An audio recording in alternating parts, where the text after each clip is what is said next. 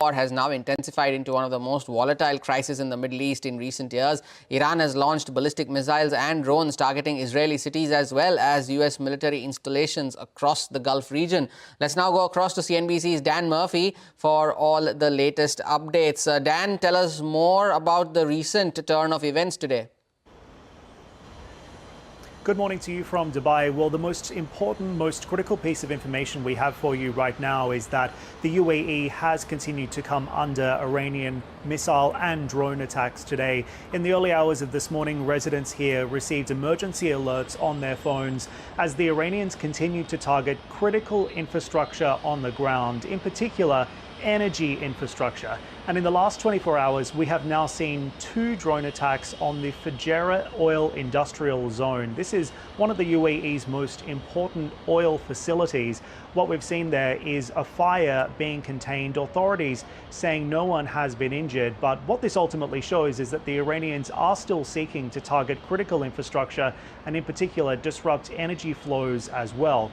This also follows what was another attack on the Shah gas facility in Abu Dhabi as well. This is one of the most important gas facilities in the country too, responsible for a huge portion of domestic electricity supply.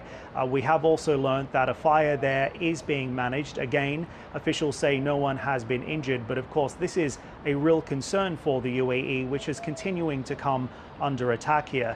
At the same time as well, airspace across the country was also closed earlier today as we saw those rocket and drone intercepts continuing.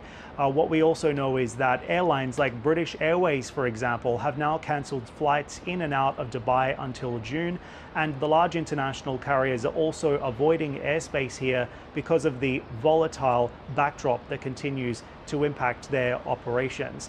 At the same time, we also have oil prices maintaining a risk premium in this environment too, as the Strait of Hormuz remains effectively closed. The Treasury Secretary Scott Bessent telling CNBC yesterday that we are now starting to see some tankers actually manage to pass the strait.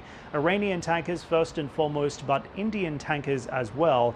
And this is perhaps being viewed as a positive sign, at least for the oil traders out there who are more optimistic that we will see this vital oil choke point eventually being reopened.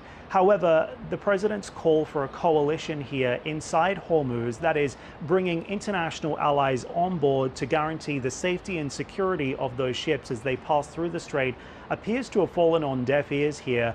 Not a very positive reception across Europe and Asia for the president to bring on board those allies to ensure the safety and security of those ships, with many saying that this is not their war. The UK in particular saying this is not a NATO game that will be played. So the international backdrop also very important to watch as we continue to monitor the impact on risk assets here as well. It's back over to you.